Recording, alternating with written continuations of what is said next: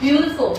Okay, thank you so much, my lovely dear audience and Australian business elite communities. Good afternoon.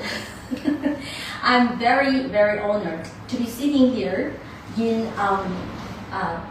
the prestigious SYO, Sydney Youth Orchestra head office, which is beautifully located in Ultimo and with this lovely cave heritage building. And the wonderful lady who is sitting next to me is the CEO of Sydney Youth Orchestra, Mia Patoulios. Hello, thank you so much for having us. That's my pleasure as well. And thank you so much for our teams who is backing up with us with the high technology. We really appreciate, and thank you for all of our audience. So firstly, please let me introduce myself. My name is Eileen Zhang, and I'm the founder and the CEO of Australian Business Elite Club. Today, we're actually doing one of the most meaningful things, which is making contribution to our community. Because we are all business owners. For ABE, we have about 500 business owners and professionals as our members. From the day that we set up this business community, we also have a task, or I would say a vision, to support and contribute to our community as long as on the way we are doing business. So every year, we will actually, using our resources, organize our teams to support the charities, schools, say for example, organizations like Sydney Youth Orchestra. It is our honor that we are able to provide something that we can do. And for ABE, we always treasure the great relationships. For example, SYO, Sydney Youth Orchestra, has thousands of students. We do. We have thousands of young musicians joining us every week. It's thousands of families. Absolutely. Exactly. Absolutely. There are so many families connected to us. We are a very large community. Exactly. So this is something we do treasure because we believe that kids, when they grow up, they are actually the future of the family. And the families, they are forms of the communities. So when we're looking after the kids, especially when they grow, that means that we are looking after our communities. So the relationships with ABE and the communities are very strong and tight. And today, I'm so honored and excited to introduce Mia to talk about SYO, because we've heard about SYO, and then we see some of the beautiful musicians playing really well, but then we also want to know, the background of SYO and the philosophy of SYO. I am so excited to be joining you all, and thank you so much for your support.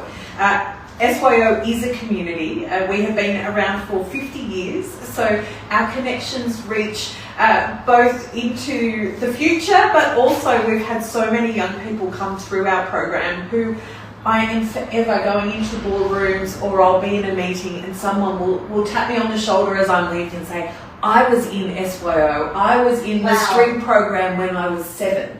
And we find our alumni everywhere. And so the community and having community support is absolutely critical to our survival. So thank you so much for joining us today and for having me. Thank you, Mia.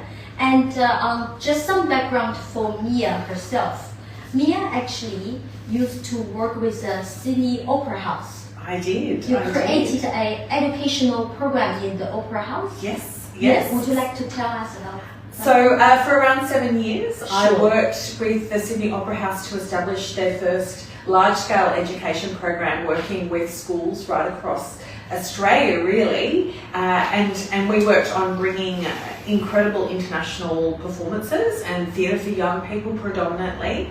But one of my favourite things I got to do when I was there was that I also established with a fabulous team the first orchestral education program connected to the international orchestras. So it was the Berlin Philharmonic that we brought to Sydney, and we did a wonderful education program attached to that. And that program remains, it's still here. So when international orchestras visit the Sydney Opera House, they also then have an education component that supports really exciting experiences for young musicians. So I'm particularly proud that that was one of the projects that I was able to start with the Sydney Opera House. That's fantastic. And you are a musician yourself, right? I'm not. I'm not a musician. There's one instrument that you teach. No. No? My background is, I grew up in a very musical family. So Sure. music was not very far from anything that I did. Okay. But my whole focus of my career, I'm actually a theatre maker of all things. So that's what I studied, making theatre.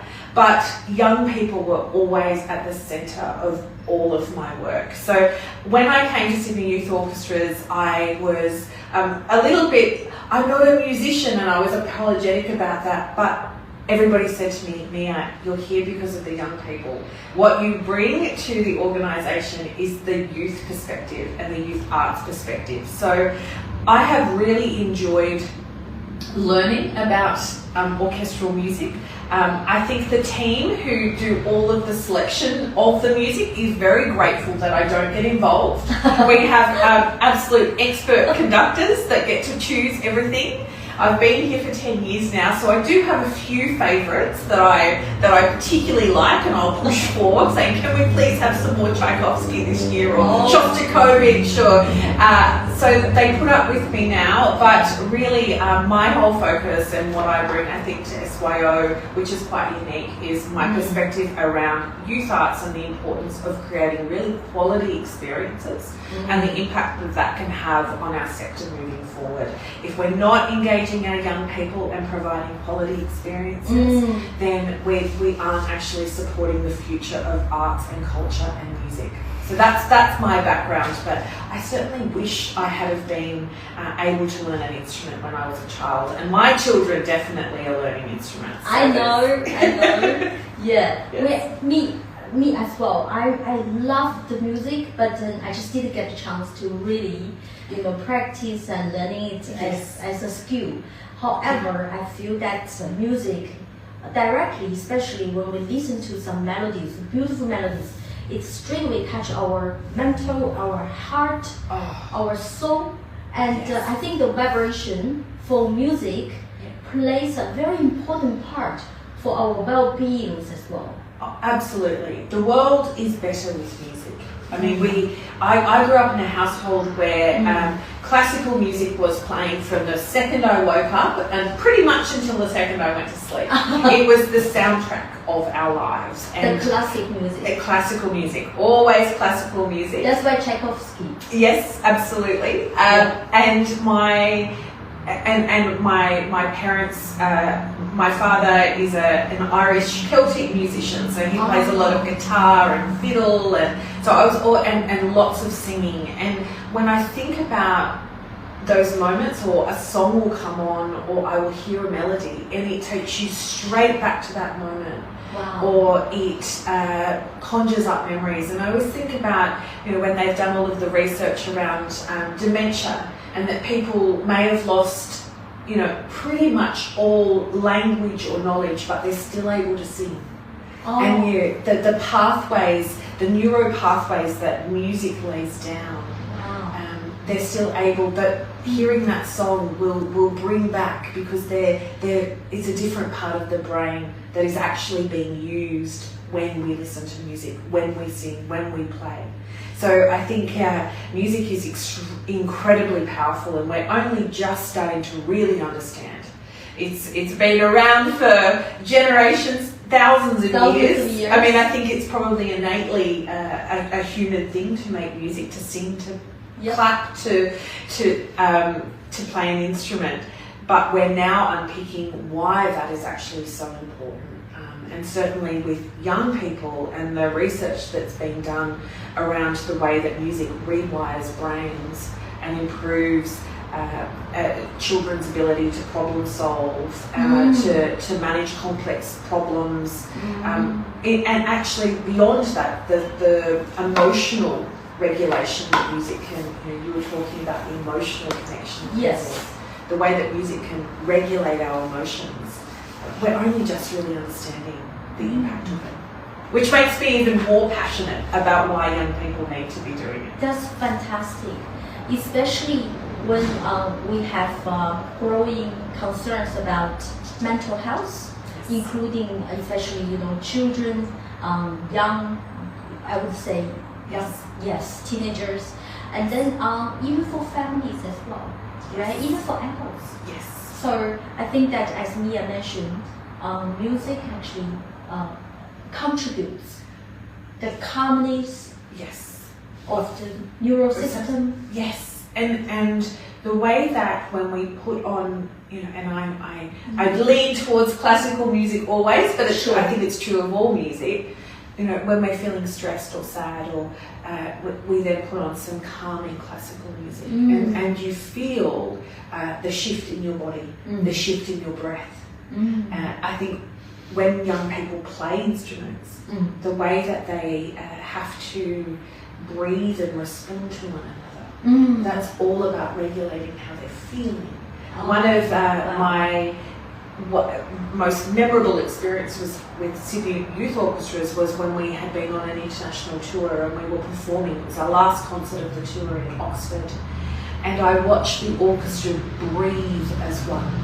And it was at the end of the performance, the audience leapt to their feet and everybody was cheering, because to watch 80 young people be able to breathe in synchronization, because they were so connected to one another. That's a synergy. But what that feeling for them, they were crying at the end of the performance, and you see musicians on a professional stage cry at the end of performances because the emotion of what they have just done and the way that their emotions have to connect with one another through the music is so powerful.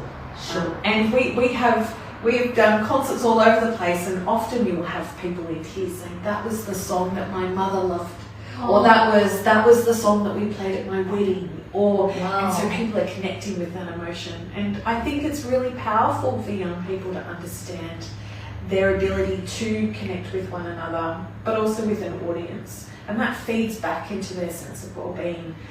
So much these days, and so much of the input that our young people are getting through gaming or screens, or it's very removed from an emotional connection with one another. Yes. You can't replicate That's right. this experience of the sitting interaction in a room. experience. And I'm sitting here and I'm responding to all of your physicality and your breath and your engagement and eye contact. Those sorts of things don't happen for our young people. When you have a screen and when something's recorded or delayed, or even when it's a live experience, it's not the same as sitting in the same room as somebody. So I think music, when we're able to make sure that is part of our child's development, being able to place them within a group of people that they don't know. Our musicians, they come together at the beginning of the year. Sometimes even in our holiday programs, they come together for a week. It's such a short amount of time, and you watch as they enter the door and they're nervous and they're not sure and they're looking around and they don't know anybody. And then by the end of the week, 5 days together, doing this shared activity, having this shared breath and connection, by the end of the week, they're all talking to one another, there's smiles, they're making sure they're swapping details so that they can stay in contact. And I know from my own child's experience, when she first did that, particularly because she was a child who had gone to school at the beginning of COVID, so a lot of the big group activities hadn't happened for That's her. right. She wasn't in spaces where there were hundreds of people she didn't know. It was very small, her world. After that first holiday program where she came, she said, "Mum, I made 9 new friends." Wow. And now when she approaches things, she doesn't approach it with fear of not knowing somebody. She says, "Well, I'll just make friends." And for me, that goes, those are all things that she's going to carry with her through her whole life. Yes. That she won't be fearful to walk into a corporate room and not know anybody. She'll just make friends. Exactly. And those things, I think we need to make sure we're fostering, because often they don't happen for this generation on their own. That's right. Especially, I would say, the social skills that has been developed in the childhood, as Mia said, will make a big impact in the whole life. Whole life, the social skills. And so SYO, the philosophy of SYO is to encourage cooperation. Absolutely. Rather than competition. Absolutely. And Okay, look, and look, music is collaborative. Yes. By its very nature, the art form, you cannot play music and create music if you are not listening and sharing with one another. It just doesn't work. So I think that is sort of fundamental, but really it is about how do we create a space where young people feel confident enough to make mistakes. They're able to challenge themselves, and what we're aspiring to is collective excellence. So for a young person to play with our program, they need to already have a very high level of skill. They might be a 5-year-old who has been playing the violin for 2 years, and yes, they are not at a professional violinist level, but if you look at that 5-year-old in the context of all the other 5-year-olds, they are the top 1%. And we do select, so every year we run an audition process, and we do select through that audition process who has the right skills. What we try to do is to make sure that that is as inclusive a process as possible. That actually that selection process is far more about finding the right place for somebody rather than you are either in or out. We try to make sure that we are placing a young person in the right point for their development. Often a child will come and they will be very good on their instrument technically, but what they haven't had is an opportunity to work with other people. And that is a skill in itself. The social interaction. Cooperative. Being able to sit next to somebody and listen to what they're playing and respond to it, or respond to a conductor. So responding to a conductor is a very big skill. Wow. When you are practicing in your bedroom, you can play it however loud or soft or fast or slow that you like. A conductor will respond to the room you're playing in. They will be responding to the audience sometimes. And you have to be able to be aware of what the conductor's telling you and respond to that, as well as the person next to me is playing, I'm a little bit out of time. I need to slow down or I need to speed up.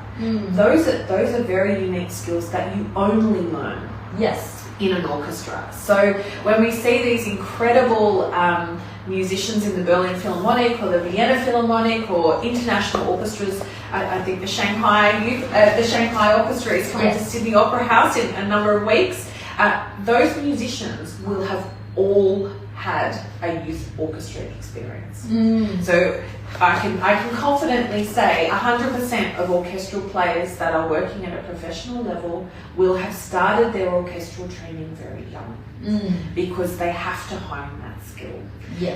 For SYO, and I think we're very lucky to have a chief conductor who is Australian, but Stanley Dodds is based in Poland and Berlin, and has played with the Berlin Philharmonic for close to 25 years, so an incredible musician.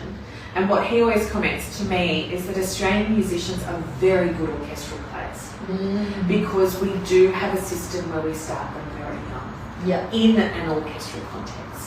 So we really see the value in the group success and the group excellence, rather than pushing for one person is better than another. It is always about the collective excellence. Yes, definitely.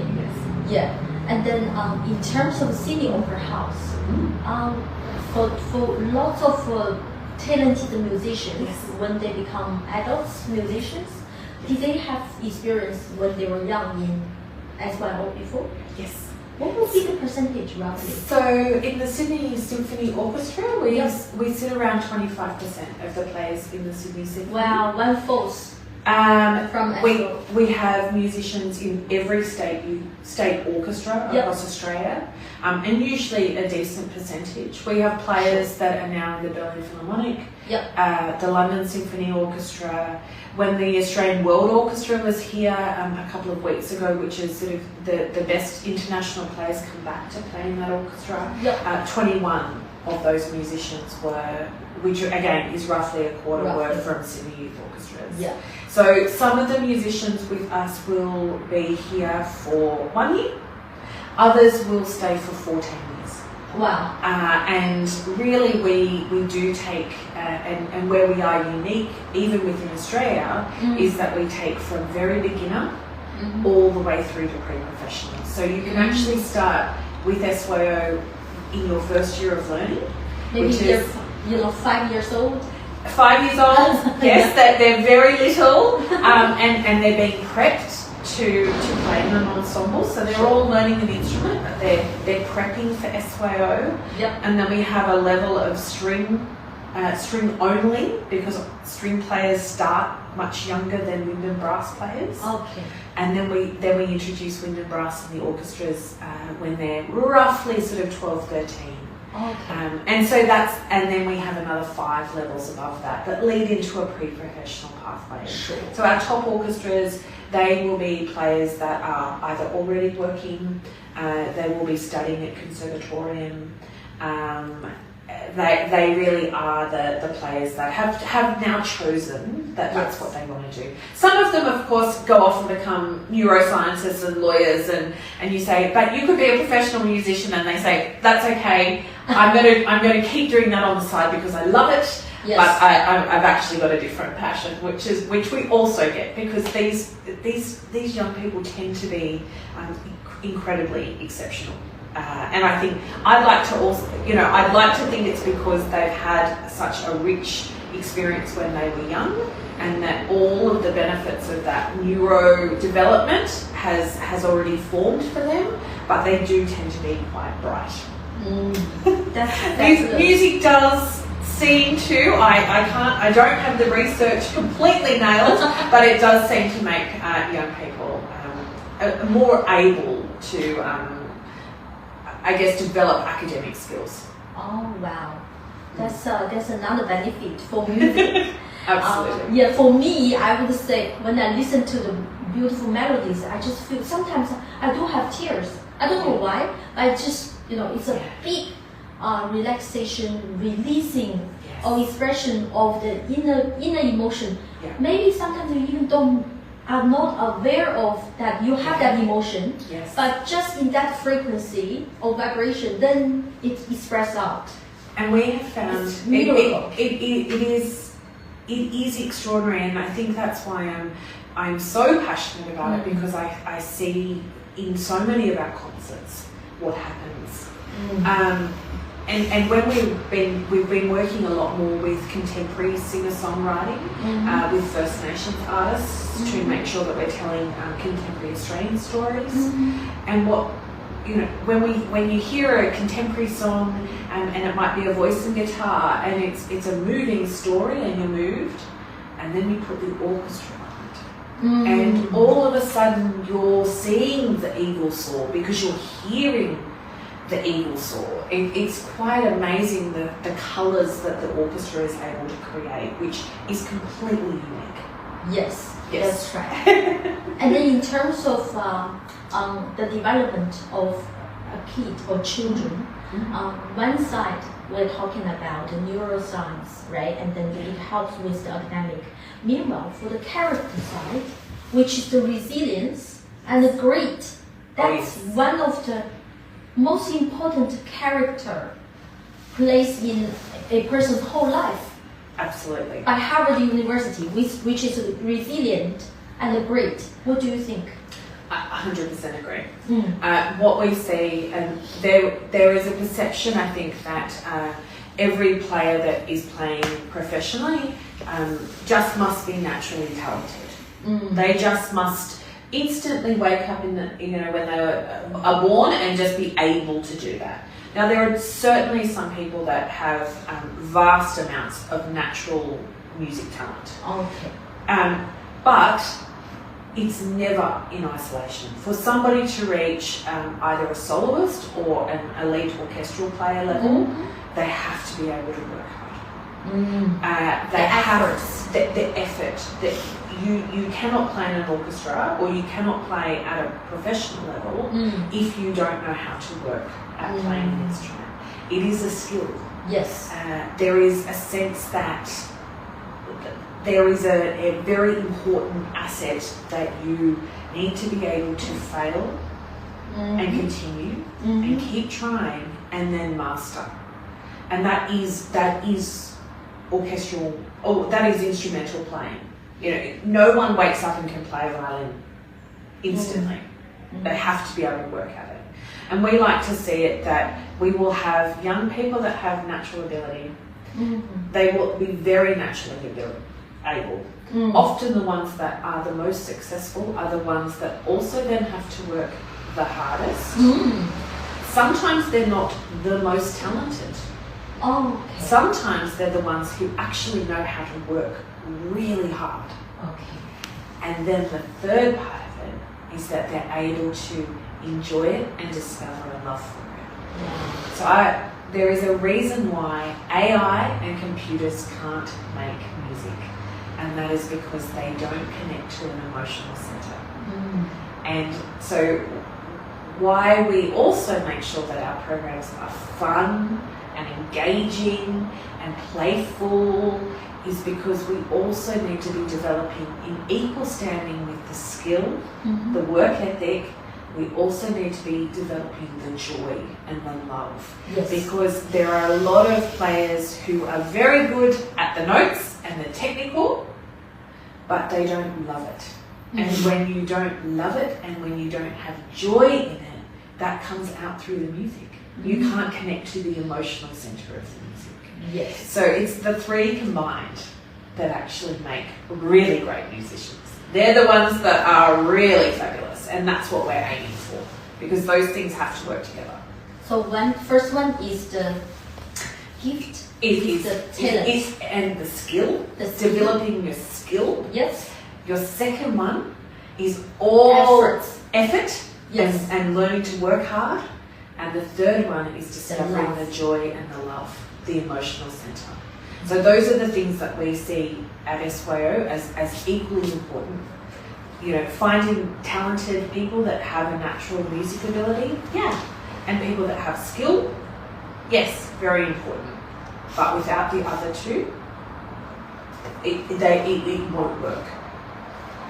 Thanks for this wonderful summarize. You know, because what happens? This actually, I think it applies to every career success. Yes, actually, right? It probably would. Yes, it's a general rule.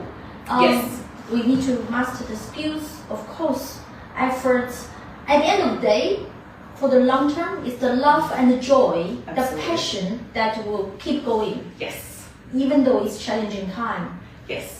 100%. That's a life skill. That's a life lesson. It is a life lesson. I hadn't actually seen, I hadn't drawn that conclusion, but yes, you are absolutely right. It's a life lesson. Yes. That's why I like music, because when we listen to some pieces, it will reflect or relate to the authors or creators' emotional at that time, right? And meanwhile, it will show the history in that certain period.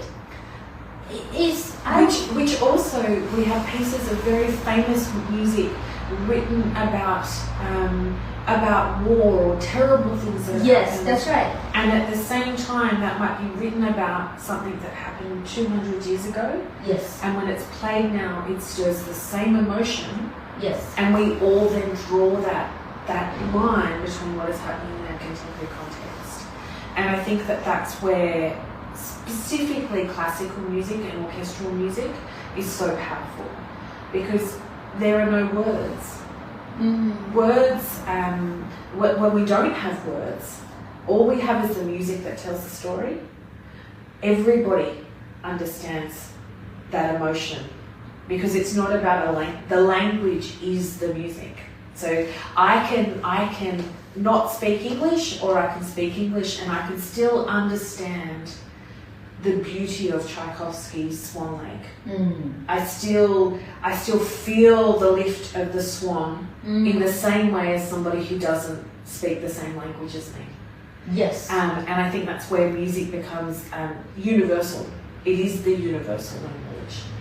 Exactly right. Music is actually doesn't have words. However, it's the language of human being. Yes, yes, of being human. Absolutely. Yes. It absolutely is. It's universal, but it doesn't have words. However, it's a language. However, it is a language. Yes. And, interestingly, when we look at, say, the Suzuki method of teaching instruments, and even notated music and traditional methods of introducing children, it follows the pattern of language. So ideally you're introducing a string instrument before a child has actually developed words. As they develop and as they start to speak words, that's when we start to introduce notation, because it's a written version of the language. So there's a huge amount that lines up in language development and music development, and when they sit together, that's when it works best. Character development. Yes. As well. Yes, absolutely. Fantastic. Excellent. So much music. So yes, much music. Exactly. The other thing is that when we were having some board meetings in my own organization, we are talking about the leadership role, different leadership roles, and we can see that I want to listen to Mia about from the vantage point of view. You have gained from Sydney Opera House, from the arts background, and also from the boardroom as well. You as well do have that board. Yes, absolutely. And Mia is the CEO. So, what would you think the female leaders, what would be the specific, or maybe I would say the female power, the leadership role, yes, in your growth journey? So I think women often, I won't say all the time, but often are very good at relationships. Yes. I think we have a natural empathy, and so nurturing empathy, understanding the emotion and ability to read the emotion within a room. And so I think that's, for me, being a female leader, it's a very different approach to how I lead in comparison to maybe a male counterpart. And that's not always the case, but I think where my strengths as a leader are is definitely around being aware that my team, how to get the best from my team, is when they feel supported and heard and listened to and encouraged. Yes. Our success is shared, our failures are shared. As it is in the program, failure is inevitable. We learn when we fail. Failure isn't bad. Failure is part of the learning journey. And so as long as we learn from our failures, then it's not negative. So I like to, within my team, make sure that I listen to the person who has maybe just joined us in the last 6 months. This might be their very first job. They might be quite young. With equal footing to somebody who is in my senior leadership team who has 25 years worth of experience, because they will bring a unique perspective, and it's only when we can look at the challenges from those different angles that we actually find the best solutions. Knowing that I've been in the arts for quite a while now, maybe I don't want to put a number on it, but you can become quite set in the way that you think, in the experiences that you've had. if you aren't listening to those other voices, you're not getting the fresh perspective of the current. So when I work with young people particularly, I need to remember that they live in a very different world to what my world looked like. I am old enough to remember when the internet became a thing. Their world is so vastly different. So me laying my own experience over that won't be the best outcome, because I will be seeing it through a lens of experience. Where I think female leaders are very good at this, and I think I'm very passionate about, is making sure that when I'm never afraid of being me. I am not trying to be anybody else. I am the best at being me. I am not very good at being other people, and so I look at my own experience and I say, I was somebody who was born in a small, remote regional town. I grew up in Western Sydney. I had lots of fabulous informative experiences when I was a teenager in the arts. That kindled a passion. I've worked in and for the Sydney Opera House. I have worked in art centres. All of those things have formed and shaped my perspective. It's unique and it's valuable. And I think we all need to make sure that we aren't trying to be somebody else, because what we actually are is really, really valuable. Unique. Unique. Be unique. Yes. People want your perspective. Yes. Because it is unique. Be the real and the true, unique yourself. Yes. My other big piece of advice would be around build your network. Build your network. That should start the minute you start working. When you meet somebody in a meeting that you go, wow, you're impressive, or you have a colleague that you go, they're really switched on, connect. Form a relationship. Spend time on that relationship. Those relationships will carry you through. I had really wonderful mentors, and I was very lucky to work at the Opera House for such a significant period of time that I was exposed to really incredible people. From that though, I have kept those relationships. There are other relationships, particularly with other female leaders, that I've kept. And we will all go off and do different things. We'll all end up in different areas. But it's really wonderful to be here and I go, I've got this problem, but I know who I can ask.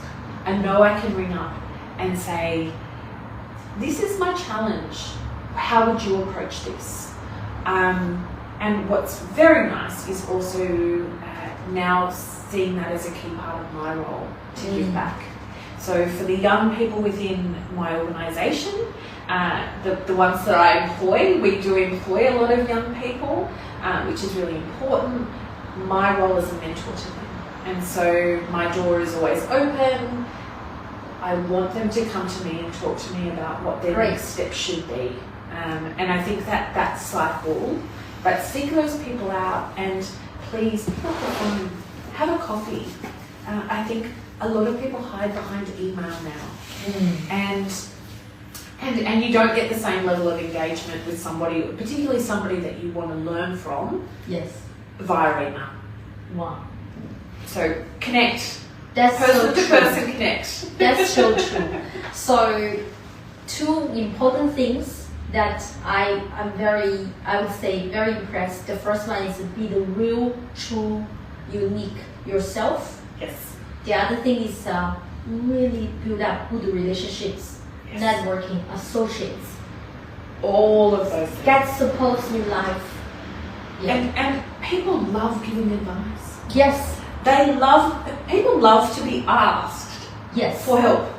You'll be surprised. You would be really surprised that you get asked. And look, there is a saying, particularly within philanthropy, that if you ask for money, you will get advice, and if you ask for advice, you will get money. And people do love being asked for their thoughts on things. I know I like being asked about my thoughts on things, and people do want to be generous. And if people are generous to you, make sure that you're then passing that generosity Yes. to others, because that's actually when we all strengthen, we all rise together. Yes. And that's so important, which That's I think so also important. feeds through into the organisation. Yes, Yes. that's right. That's the positive energy that starting maybe from a small number of people or groups, and then Yes. later on, if we can form it as a culture, Yes. that will have a most power, and Absolutely. a big influence of the whole community and society. Absolutely. And I always think that the best orchestras are the ones that are able to not be the star of the show. When we go to regional towns and centres, it's so important that we learn as an organisation that it's not about us showing off and how good we are. We know we are good. We actually do. We know we are good. We are unapologetic about that.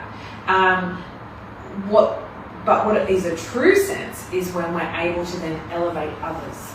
We're able to take that back seat. We're able to play in the background and allow somebody, when we can elevate somebody else or elevate a regional town, elevate a musician, a contemporary musician, a regional remote community, when they are elevated by us, I think that is a true mark of an organisation and an orchestra that has evolved into something higher. And I like to carry that with anything I do. If you are busy competing, you haven't reached the high level. When you're trying to compete with, or it all being about how good you are, you're still here. When you can get to a point where it's not about proving that you are the best, it's about elevating others and creating change and good. That's when you're at the next level. That's a totally different level, I would say. Yes. That's a totally different level. And Yeah. there's one word just coming up in my mind. It's very graceful. Yeah. It's a graceful thing. It's a value or treasure that I would say in a person's personal development path, that the awareness can be raised to start elevating not only myself but also for other people. Yes. Especially for those people, maybe they need to be encouraged. Yes. And that's a totally different level. And it really is. Yes. And I think that's what we should, I hope that's what we could all aspire to. Is an ability to be able to place ourselves behind to raise somebody else. Yes. So in terms of the measure for success, right? Yes. We know that parents, when we have kids, and then we of course we wish them all the best. We want to see them successful. We want to see them have trophies, maybe stand on the stage. What do you think would be the philosophy of as well for the measure of real success? Yeah. So we have a couple of measures of our success. Sure. The one I just spoke about, so being able to elevate others and not be fearful about that somehow that doesn't reflect, that I think that reflects well on us when we're able to elevate others rather than pull somebody else down or compete. So I think that's one measure of success, when we're able to reach that point where we're not fearful of our own position, we're not fearful that we're not the best. That's not what it's about. We're actually very comfortable being able to raise others and raise the profile of others and share our knowledge because we all rise together. So that would be one. On a very practical sense, one of our major measures of success is retention of musicians year on year. So roughly each year we aim to have 85% of our musicians returning.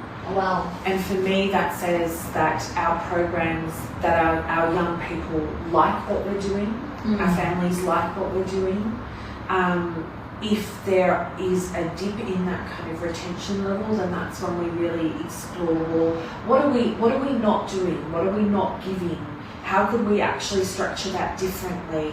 Is this about how they feel within the program, and what can we do to change that? So that's an annual measure of success. Definitely the quality of the concerts, of course. We have very high standards. Particularly at every level, actually. So, you know, my measure of success is that our young people go on stage and they feel confident. They come off stage and they are proud of themselves. I do not want to be in an organisation where it's about how hard something is, and that the young person. I've watched orchestras, and at times I've even watched our own orchestras where the repertoire has been so hard that I find I sit in the audience and I hold my breath the whole time. Wow. Partly because that's what I feel the musicians are doing. And there's value in a stretch experience, but I think there is a greater value in a sense of achievement when they have something that is slightly above where they currently are that they can rise to. Yes. And then they do it and they feel joyous and euphoric. That's what I want. Yes. Rather than I can prove we can play the hardest piece of music known to man. That is actually not the goal, because what happens is they come off, you feel it when they come off stage that it wasn't an enjoyable thing, it was scary. And I don't think that's actually a very positive learning experience. You can absolutely tell when they come off and they're happy. The joy part.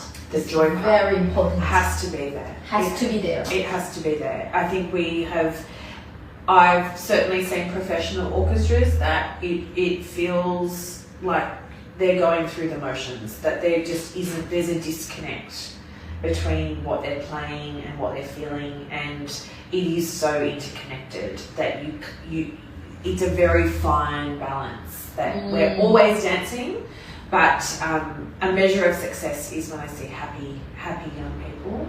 Yeah. And also when I get to stand in a foyer and I get to talk to families that want to talk to me about their child's development, they want to talk to me about what the program has given them. And of course, another measure of success is seeing our young alumni go on to do really extraordinary things. And you know, I do feel like a proud parent when I see them pop up on stage, or I'm sitting in a concert and I'm like, oh my goodness, that's so-and-so who's now playing in the oboe section, or oh my, I didn't realise that they were playing with this group or that group. You know, that is always wonderful, because for those who want to be professional musicians, seeing them reach that goal is really special. That's fantastic. That's fantastic. I think that in my understanding, SYO does have a selection process. The purpose is to find the right fit, you know, to develop that particular musical talent aspect. Meanwhile, once you get into the SYO, the environment is more focused on cooperation and develop. And then meanwhile, I know that in the future, some of the musicians will become professional musicians. Some of them will become other professionals or business owners. But meanwhile, the whole journey when they're young in SYO will have set up a good foundation for their neurodevelopment system, for their character, for their social skills as well. Absolutely. And that is the value for SYO. Absolutely. Wow. And they have the ability to connect with young people that they would not have contact with. So roughly 35% of our cohort of musicians have a language other than English. There's 36 different languages spoken at SYO. They come from all school settings. So every school demographic is represented. They come from not just the centre of Sydney, but Greater Sydney, and actually we even have regional participation. So the group of people that they're actually mixing with is far broader than if they were just playing in their school ensemble. So that's where I think it also develops that skill of being able to connect and communicate with people that have a very different background to yourself. Yes. And again, absolutely critical skills for any young person, particularly in Australia at this point in time, to be able to connect with a very broad group of people with different backgrounds. That's fantastic. Thank you. And then I have some questions about the personal development, which I want to, dig a little bit deeper today. Because Justin, you mentioned about it's very hard to become other person. Yes. Because we cannot be the best of other person, but we'll be really good to become the best of ourselves. Yes. It is actually an awareness. Do you reckon it's awareness? Because for us, when we grow as young kids, I think that our subconscious are open, and then we just, the information is really in our subconscious, we just accept it. Okay, and then we don't know. Maybe it takes years for us to really one day, or for something happened, all of a sudden we realize, oh, hold on, I'm not the person that my parents wants me to be. Yes. Or, the teacher wants me to be. I am the person that I'm now aware that, I am myself. So do you have a defining moment when you grow and then all of a sudden you realize, okay, I'm Mia, okay? Yes. Any defining moment? Oh, a defining moment. Wow, you hit me with the hard questions.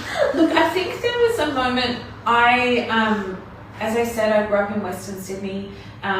I had a number of casual employment jobs. Sure. I went to, I started working in my local theatre company, and I was really passionate about the arts, and so it just felt like a natural thing for me to do. And it really wasn't until I was being interviewed at the Opera House that I was 23. I was very young. I was the youngest member of the entire department. And people would often kind of go, how did you get here? And not in a bad way, but I think being able to look back and all of these little things that I had worked in my local theatre company, I had helped out, I had at my youth theatre festival, I trained to be a theatre maker, but also then done teaching. There were all of these little pieces that had happened as I was a teenager. Of the puzzle, right? The piece of the puzzle. And then when I then went for my job at the opera, I worked for a university. I'd done lots of different things up until, and I worked very hard. And it was all of those tiny little pieces that actually got me to the position that I really aspired to. And I think sometimes we forget that those little things that we do, or the things we volunteer at, or you might decide that you really like netball and you become a coach at the netball team. But in that process, you're actually picking up a whole set of skills that 5 years down the road, particularly when you're establishing your career, it might be that it's actually the fact that you understand how a big community organisation works, or how you ran a bit of a fundraiser there, but actually 5 years and a future employer is saying, wow, that's the thing that we've been looking at all these people with all these skills that tick all the boxes, but this person has this really interesting experience of volunteering somewhere or running a fundraiser, and that actually, puts you ahead of others. So I think it was sort of seeing how all of those things that I was just passionate about doing that I just enjoyed doing. I wanted to do, I wanted to give back, I wanted to volunteer. It wasn't because somebody told me to do that. Good. So you follow your own heart. I followed my own. You follow your own feeling. heart. It's not from the eternal. No, it's from and it wasn't because I external, thought, it's from I need to tick the box and have that skill and that skill. It was like, I'm really passionate about that, or I see the value in that, and I think being really sure of who I was and what was important to me actually then meant that I got the job that I really wanted. So I didn't set out to get that job, but it was being able to follow all of those experiences and, give of myself and my time to things I was passionate about that actually led to me getting the job that I really wanted. I'm not sure if that answers your That's question. fantastic, because I would see that this is about life. Okay, it's not only about education. It's also about the development of a person, a human being. So I believe that in certain age we could have from external, say for example our teacher or parents, our peers, different influence. Yes. But then it makes me think about what would be the true value of education system, and what would be the way that a person should benefit from either the education system or either from different experiences. Because I read a book, there's one sentence which really touches me. It says that the real education is DDB. So the first D is discover. The second is develop. The third one is build. So the real education should from inside out rather than from outside in, push in. It should let the individual discover, who am I? Who is the real me? What is my real passion? And then develop that area and then build up the real you.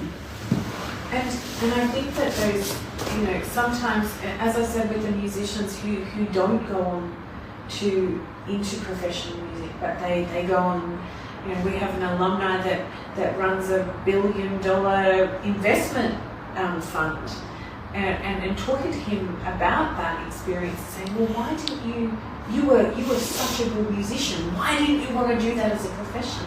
And he said, because I wanted it to be a love, because I didn't want it to be my job. But he can very clearly articulate all the things that he gets out of music and all the ways that actually shapes and builds him as a person.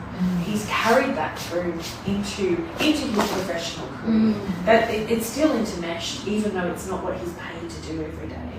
And I think we need to make sure that our young people have a balance. There is often a pressure to push a young person into an education stream that A certain direction and to push them. What tends to, and we even see it with music, when young people are pushed into music and they haven't discovered that love, or they don't have a balance of things in their life, what will inevitably happen is that they will stop playing. We know that. They won't progress. They will stagnate because it's not coming from them, it's coming from an external. And I think also when you have an education system that and having worked in education for a very long time, it's so important that young people have, yes, they have an academic stream, but that they also have things that they're passionate about. They won't do well in the academic stream if that's all that they have. They burn out, they lose momentum. So even my husband says he did all of these incredibly hard subjects at school for his HSC. He said, I just wish I had one subject that I really loved. I just had one creative subject that I could just go and enjoy. It would have created a balance in my life. And he found that by the time he actually reached his exams, he was burnt out. Because he just didn't have a space for passion. He didn't have a space for creativity.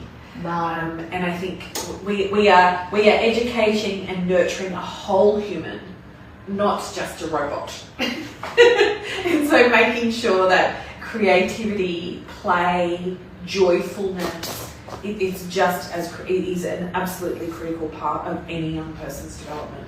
I cannot stress that enough. Unhappy kids don't make good musicians. They also will struggle academically. At some point they will. Some will manage through school but will struggle when they get to university. It's so critical that they have joy and play and fun. And SYO, we will take hundreds of musicians on tours and camps. Yes, they work hard. They are rehearsing 6-8 hours a day, but they are also having play. They are also having, open mic nights. They're also hanging out, being teenagers. There's a lot of free time. There's a lot of, just because it has to be. If all we did was rehearse, we wouldn't get anywhere. And the concert at the end of the day would not work. Fabulous. I can see this is all about a reflection of the real life as well. So make sure, as a parent myself, I also definitely I have the same, thoughts in alignment with Mia. That it also reminds myself not to push, but to encourage, to discover, to give the children space for them to discover even by themselves, and always have fun. Yes. And they will keep going. Yes. This is the thing, if you make it too serious and stressful, they'll stop. They'll actually resist. Yeah. If your child is resisting, there's a reason for it. No behaviour comes from nothing. Wow. And particularly in children. So if they're resisting, there is something behind it. We like to, so whenever we have any kind of issues with any, just disconnected, or they don't, it's about pulling that apart and going, what's going on here? Why is this feeling like this for you? Yes. Because this actually should be the hour a week, or the 2 hours, or the 6 hours a week that you enjoy. And that's when I walk around campus and there's happy, joyful children everywhere. I know an 85% retention is because they like it. Yes. Because they're having fun. No parent should have to drag their child to an activity. If we're doing our job right, people are bounding through the door. It's their favourite time of the week. That's what we want, and that's what activities should do for children. Beautiful. Thank you.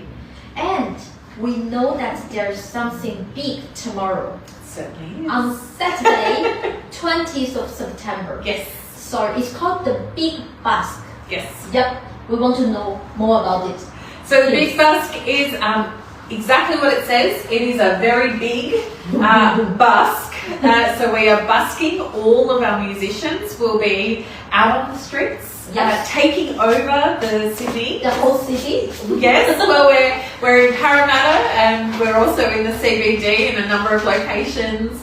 And on YouTube, live on YouTube. Everything has to be on YouTube these days. And so our musicians will be performing concerts free to the public. And we're seeking donations because the Big Bus started in 2018. Sure. And really that was about, we found that our musicians, nobody knew who they were. Oh. Nobody knew how talented they were because they would perform in lovely concert halls and do very formal concerts where you had to buy a ticket. And I would say where I worked, and people would say, well, what's that? And, oh, is it just one orchestra? And you say, no, it's 15 orchestras or 17 orchestras. And everyone would go, really? That's right. So we were like, okay, we need to take over the streets. And so our young people, they put on their bright orange T-shirts and they're out performing, and it is absolutely wonderful seeing the community respond and react. and say, who are these children? Where did they come from? Yes. They are so talented. Oh that piece of music I just love. And it creates this really big celebration for our young musicians, also for the organisation, but of course it's also about busking and raising money that helps to support us as we are a not-for-profit charity. Yes, definitely. Yes. As we all know that SYO also the young musicians will travel to regional area. Absolutely. To support those, Yes. in those regional areas. And some of even the kids, they may not be able to afford for instruments. Yes. So definitely your kind and love donation Yes. through Big Basque will support those who has the dream to pursue. Absolutely. So we have a Yes. whole swathe of opportunity scholarships that we offer for Sure. young people who can't afford it. We also have regional scholarships for those who are based regionally but need more support to get to us. And then there are also things like with 15 orchestras, we go through a lot of music. So things like the Big Basque helps us purchase all the sheet music. That's roughly $30,000 a year that we spend on just purchasing music. That one has the royalty, right? You have to pay for the royalty. Sometimes we pay for the royalties. Other times we're actually purchasing the actual sheet music. Yes. So which each of the orchestras will do sort of roughly 15 pieces of music a year, if Yes. not more. So it's a huge expense. So that's the sort of thing that we're raising money for. It's running the van, the IT infrastructure, Sure. that actually helps the whole place operate. Yes. And of course, the orchestras are slightly competing against each other. Okay. But they're competing against each other as a team. Okay. And so they have to work together to raise money for their orchestra, and it gets very competitive, but it's lots of fun. Yes. Most importantly, and out of that, they then the winning orchestra that raises the most amount of money has a big ice cream party. So Nice. and it gets very competitive. So I would encourage anybody who is in the city to come down. It is a really special experience to hear a full symphony orchestra in the Pitt Street Mall. Pitt Street Mall. Pitt Street Mall, Westfield, Parramatta, Market City, and Paddy's Market. yes, and on the live stream on YouTube, so Live stream. you can see everybody. Yes. The Yes. whole city. And we're lucky if you're in Melbourne. They're also our counterparts in Victoria, the Melbourne Youth Orchestras. They are going to be down busking at the Victoria markets. Oh. So we're slowly, it's slowly becoming a national event. That's our goal, is to make sure that all youth orchestral music is supported in this way. Yes. It's such a fun day. It's mad, but it's really fun. Yes. Absolutely. So if our audience or Yes. our corporate partners, they Yes. want to support the Big Basque, in which way they can help with the fundraising? It would be amazing if you wanted to head over to our website. There's all the links to the online giving. So that's SYO. SYO.com.au, and Sure. you'll be able to follow the links to the Big Basque. Yeah. We are always open to conversations with corporate partners and businesses that would like to connect with us and our broader community. So again, the links are there. Georgia Wilson, who is our head of fundraising and development, she is very willing to have coffee with everybody and anybody if there are ways that you feel that your business might be able to contribute to the organisation, or also just the ways that we can work together. We don't see sponsorship or partnership as a linear thing. Each relationship is very unique, and we want to work together. It's not about a logo on a t-shirt. It's much bigger when you come to SYO. It's much bigger, that relationship. That's right. We want to find businesses and partners just like yourselves that understand our bigger vision and want to contribute to raising the whole tide Exactly. and creating that collective excellence. Yes. In the long term, we can support each other and then contribute back to the families, to support the young kids, and then also to contribute to our community, especially bring up a positive vibe or energy for our whole society. Yes. This is the ultimate goal. Absolutely. Absolutely. When we first met, we talked for 2 hours, and it's all about energy. We want to bring the positive energy to our next generation, to our education system, to our community. Yes. Absolutely. Excellent. And we definitely want to deeply appreciate all of our sponsors and the supporters for today's event. And I believe that for a big Basque, the sponsors, they are Paddy's Market, Westfield, our wonderful digital partners, Learning for Good. Excellent. We also have TAFE New South Wales, which are our fabulous venue partners. They have a very big music program, and so they work with us as well. The state government through our multi-year funding through Create New South Wales. I think that is everybody. Yes, and from Australian Business Elite Club, we would say thank you to our media partners. City so Media, and also Australian Impressions, and also the ABE committees, from different companies. And we want to say thank you to our digital team, Eric, Lyra, and we want to say big thank you for City Media team and Australian Impressions team. And also we want to say big thank you to Lions Club of Synergy, Infinity, and Australian Property Platform. Without all of your support, we wouldn't make it happen. And we definitely want to keep all of the synergy together and work together in the long term to support our communities. Thank you. Thank you so much for having us. Thank you. Thank you so Bye. much. Bye. You want to come here, Eric? Say hi to everyone. Yay, that's our IT manager. Yay, we have a Thank you so much. other people. See ya.